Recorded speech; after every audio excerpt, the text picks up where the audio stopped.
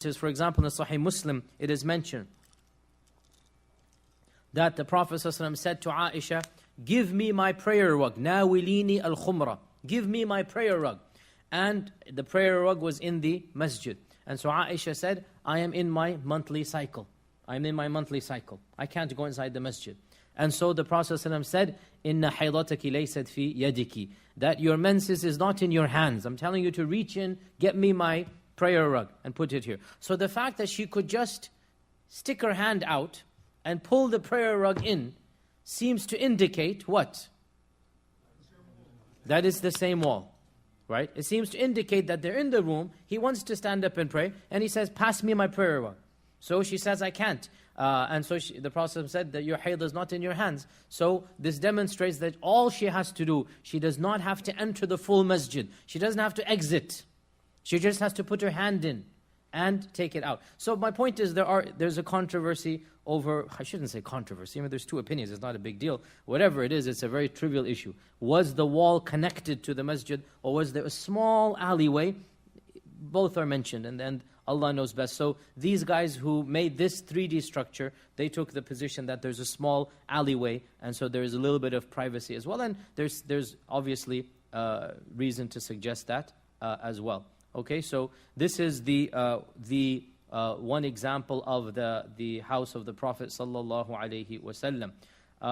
We also have another example over here. Another example, unfortunately this video is not as clear, but I wanted to show you another example of the house of the Prophet ﷺ, and this is another 3D structure. This is not a physical structure, this is a cartoon, or this is not a cartoon, but a drawing that was done. And just to demonstrate, so we have the entire structure 4.5 meters by 3 meters in length, and here we have another representation that this would be the inner chamber of Aisha and the Prophet ﷺ, and there would be a small door into the masjid of the Prophet ﷺ as well. And so it was as if there's an inner covering between the Prophet ﷺ's, if you like, room that he lives in and the masjid. That inner room is 3.5 by 3. We see it over here as well, that these would be the alleyways the Prophet ﷺ could use to get to other houses. You see over here, right? That this is the wall of the fence, or sorry, this is the fence surrounding, or not the fence, the wall surrounding the hujurat. This is the wall surrounding the hujurat. And so the Prophet ﷺ could use this to go to his other wives' houses. Now, according to this representation, we see there is no space between the wall of Aisha and the wall of the masjid, right? So they're following the other interpretation, that the wall of Aisha, this is the house of Aisha, this is the masjid of the Prophet, this is the qibla over here. According to this schemata, there is absolutely no space at all, and as I said, this also seems to be a valid diagram, and Allah Azza wa Jal knows best. So there's the door inside the masjid. This is the outside door that Aisha would use, or the Prophet would use when he wanted to visit his other wives. The Prophet, when he wanted to go to the masjid, this door is right over here. And this is the door that he raised the curtain, and for the last time the people saw him, that was over here. This was the door, or this was the curtain, excuse me. And we'll get to it that in the lifetime of the Prophet ﷺ, his roof was never made out of solid material. His roof was made only out of intertwined leaf palms. What that means is that it was not watertight. It was not waterproof, which means when it would rain, it would get wet. And even more surprising, and I don't understand, wallahi, this is so difficult even for me to understand, that I've lived in Medina for 10 years, for a decade. The cold of Medina is very cold, very cold. And to imagine that the Prophet was not sheltered from that cold, because when you have roof that is not solid, you cannot warm the house up. You might have a small fire, but it's not, you have the air coming in. It's not going to be airtight. And they're living in that cold, freezing cold. It gets very different type of desert cold over there. And so that cold, our Prophet was not protected from it. In fact, it was only in the time of Umar ibn Khattab that they built a solid, so after the death of the Prophet, that they built a solid covering on the house of the Prophet ﷺ. Also, these two inner doors that were used, it is very clear from the text that there was not a solid door. Rather, it was just a curtain. And this clearly demonstrates, in my opinion, that there must have been a wall. Because how can you have a curtain in your own personal house when there's no wall outside of it? So this, for me, clearly indicates, and this is, Allah knows best, you cannot be certain, but it seems pretty clear to me. When you have curtains, then there must have been... Now, as for this curtain, there is no danger or harm because this is inside the masjid. This is inside the masjid. As for this one, this is looking onto the street. And so clearly there must have been some type of wall that protected all of the chambers of the Prophet, and that is basically the inner sanctuary of the Prophet sallallahu alaihi wasallam.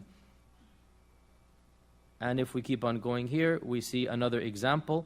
So here we have the inner chambers where the Prophet would walk down to visit his other wives. He would also walk to visit Fatima's over here. This is the masjid that he would pray in. And it is also calculated that the door was around a dhira and a half, which is like 70 centimeters. So the door was around 70 centimeters, which were around that much, small door.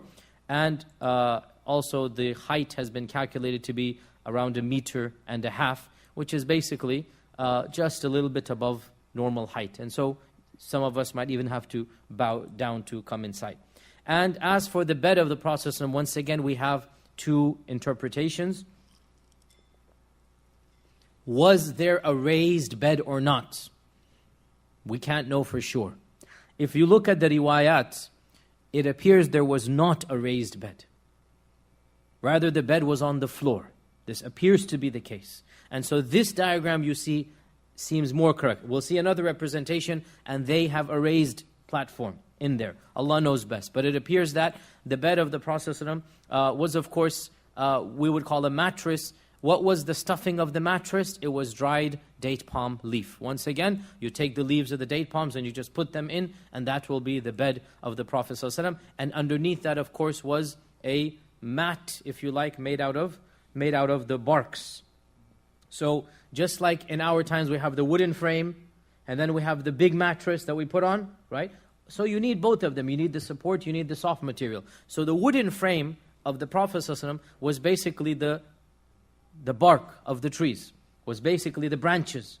And then the mattress was basically some type of stuffing with the leaves. And of course, over the years, you can imagine, this was just going to become more and more, just thinner and thinner. And it is narrated that Aisha and others tried to make it better. Well, none of the Prophet ﷺ did not need that, and he wanted his old one back. And these are other diagrams in, and that is all that we need from this one, inshaAllah ta'ala.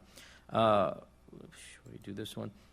Oh, tab, where's... And here we have the final video that we're going to do. This replica was done in Jeddah by some scholars of the seerah, and this is a complete guesstimation. We have no idea, but this is one interpretation. What would have been inside the house of the Prophet ﷺ? What do we know that the people would have had at that time? So there's nothing that we know for sure, except that we know for sure that Aisha had a grinding mill.